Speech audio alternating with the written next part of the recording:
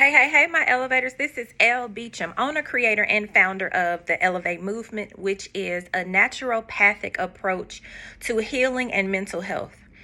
I had the privilege of having a conversation with a person that's dear to me, and we were talking about the way he packaged his relationship with his daughter's mom, and the way he packaged it to me.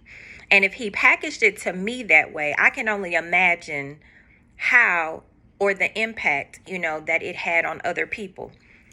When he packaged it to me, he used words like, our relationship is special. She's very, dear to me. We have a different dynamic. We have a really good relationship. So in my mind, I'm thinking, why don't you go and just be with her? To me, it's simple. If it's so special and it's this and it's that, go be with her. Like, stop trying to meet other people and maybe make, another situation what you don't have with her. Like, just go and try to work it out with her. Y'all got a kid together, all of that, right?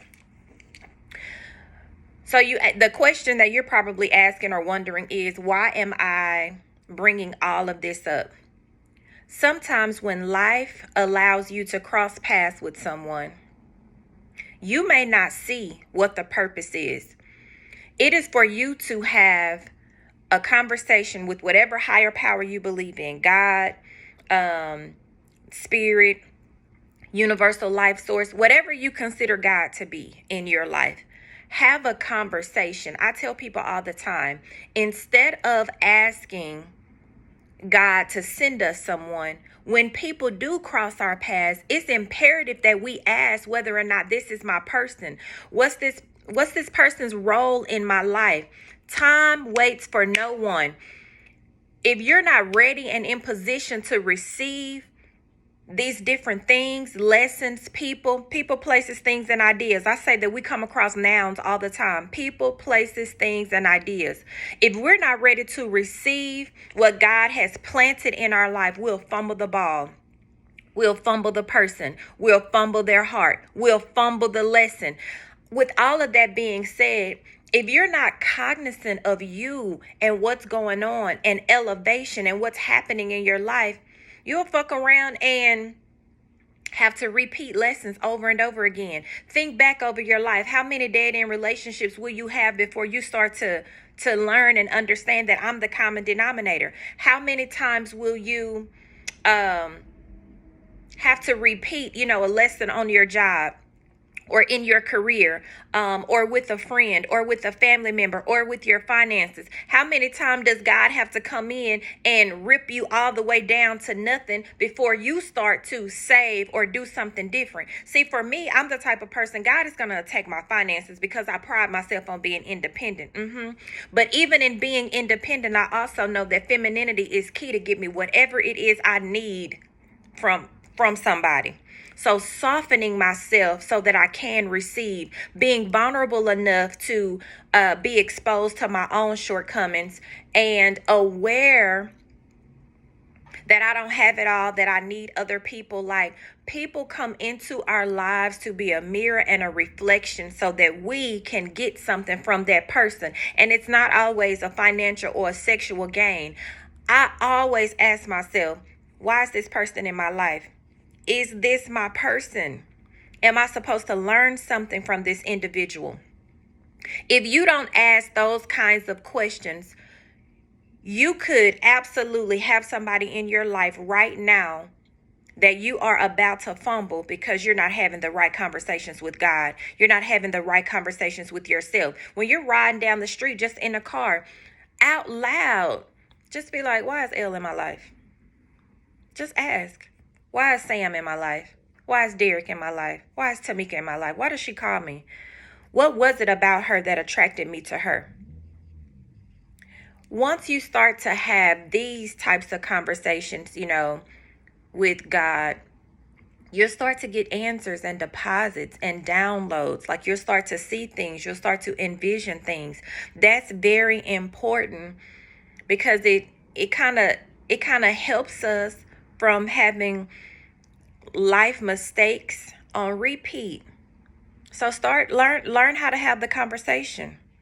Learn how to ask questions and ask the right questions. We got to ask the right questions. See, we so worried about being in a relationship. We're so worried about love. Ask God, am I ready for love? Am I open to receive love?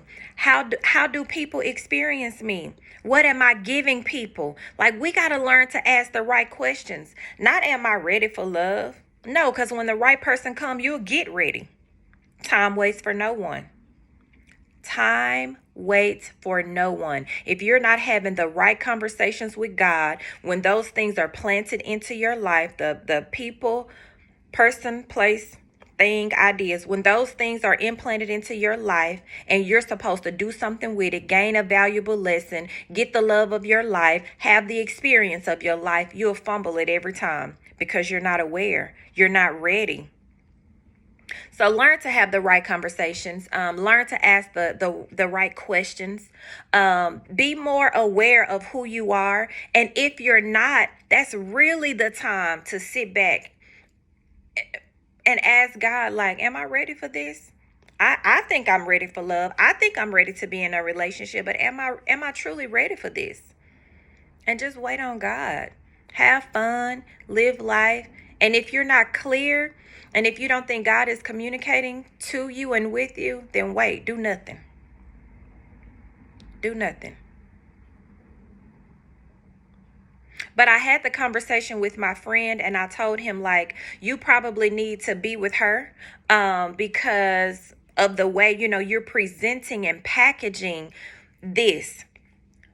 So he made a decision that, based on our conversation, I need to package this differently because if you perceived it like this, I don't want nobody else. And I don't even want you to perceive it this way. And I surely don't want anybody else to look at it like I'm saying these things. So we got to be careful because by the words of our mouth, we are snared. That means this is a powerful tool and I can speak something into existence. I can also shun something away. I can cast it away. So we got to be careful with the things that we say, the things that we ask for. Are we truly ready to embrace this? Am I mature enough to handle it so that I don't fuck it up and fumble it? Because when you got people hearts on your hands, meaning I done broke his heart, I done broke her heart, I've done this, see, you got to pay the piper. It comes back.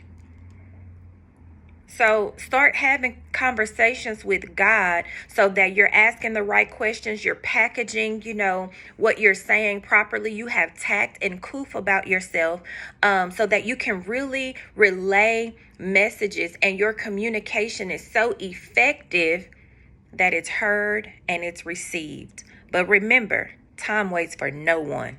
Get your shit together.